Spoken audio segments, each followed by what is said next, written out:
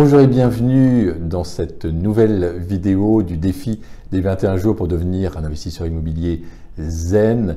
Alors, dans la dernière vidéo, on a vu un conseil atypique, un conseil bien sûr dont on parle très peu, voire pas du tout dans les livres sur l'immobilier.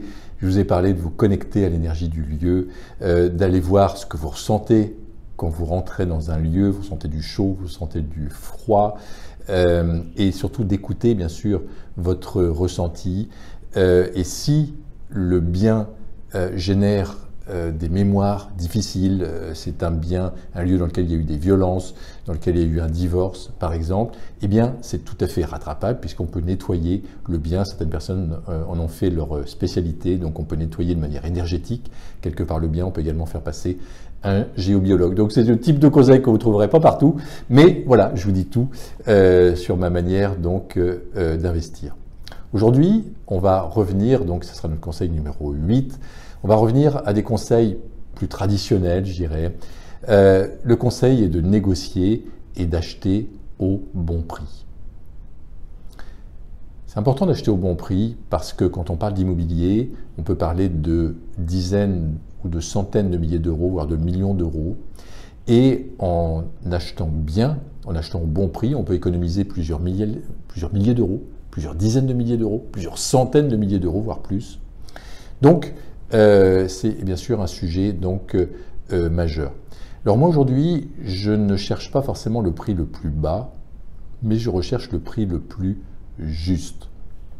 Alors comment je détermine le prix qui est juste? Le prix qui est juste, c'est le prix qui va vous permettre d'avoir un cash flow positif, c'est le prix qui va vous permettre d'avoir une bonne rentabilité. Donc l'idée c'est de partir de ce que vous souhaitez, donc la rentabilité que vous souhaitez, le loyer que vous souhaitez et la rentabilité, le cash flow que vous souhaitez. Et ensuite on repart à l'envers et on va déterminer le prix qu'on ne souhaite pas dépasser. Donc, une fois qu'on a déterminé le prix qu'on ne souhaite pas dépasser, eh bien là, on va commencer notre négociation. Alors bien sûr, si par exemple le prix qu'on ne souhaite pas dépasser, c'est 100 000 euros, on va proposer 90 000 euros ou 95 000 euros. En tout cas, on va proposer en dessous, parce que sinon, bien sûr, il y a souvent des négociations, donc on n'arrivera pas à obtenir donc, ce qu'on souhaite. Alors, je vous donne quelques astuces pour cela.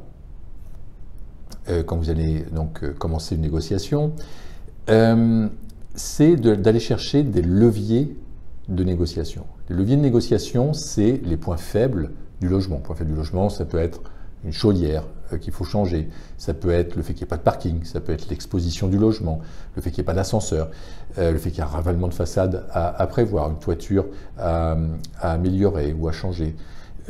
Donc allons chercher les points faibles du logement et on va s'en servir en fait dans la négociation.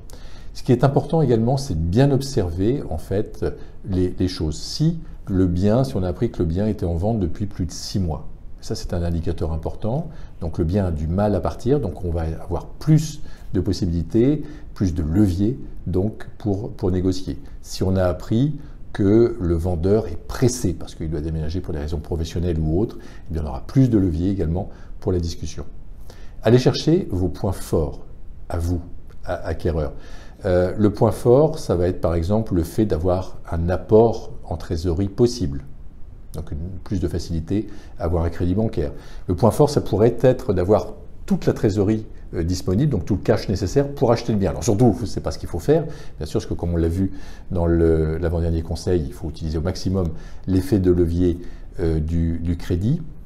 Mais si c'est le cas, on le met en avant auprès du vendeur, on dit regardez, moi j'aurais même pas besoin de crédit, et ça, même si vous demandez un crédit au final, ça va favoriser donc la négociation. Oser faire une proposition basse. J'ai vu de nombreux étudiants qui n'osaient pas faire des propositions à moins 10 ou moins 20%. Osez si vous pensez que c'est le bon prix, et souvent on est agréablement surpris. Au pire, il y a un refus. Et souvent, eh bien, s'il y a un refus, on fait une contre-proposition, ou le vendeur peut faire également une contre-proposition, et à ce moment-là, on se rapproche. Puis je me suis aperçu que le juste prix, c'est souvent le prix qui émerge après une discussion. En discutant avec le vendeur ou avec l'agent immobilier, On peut s'apercevoir par exemple que le vendeur, il a besoin de temps parce que je sais pas, sa maison sa nouvelle maison par exemple, ou son nouveau bien est en construction, il a besoin de temps. Et à ce moment-là, on lui accorde du temps. En tant qu'investisseur immobilier, ça ne pose pas trop de difficultés. Et en contrepartie, on reste figé donc, sur notre prix. Donc vous voyez qu'il y a des leviers comme ça. Soyez le plus possible en empathie avec le client, avec le vendeur.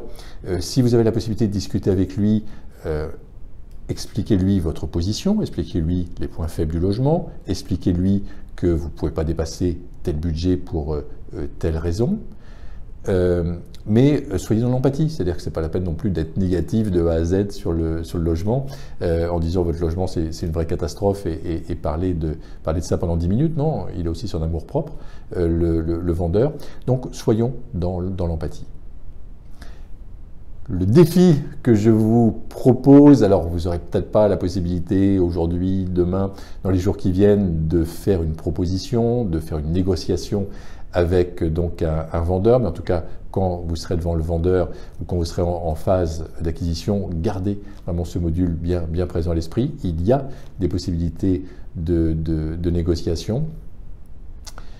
Mais le défi que je vous propose, c'est d'aller voir dans le livre donc, les 30 conseils pour réaliser de bonnes affaires immobilières, d'aller chercher donc le conseil numéro 8. Et alors si vous avez bien sûr le livre entre les mains, si vous l'avez acheté, c'est un bon investissement, sincèrement.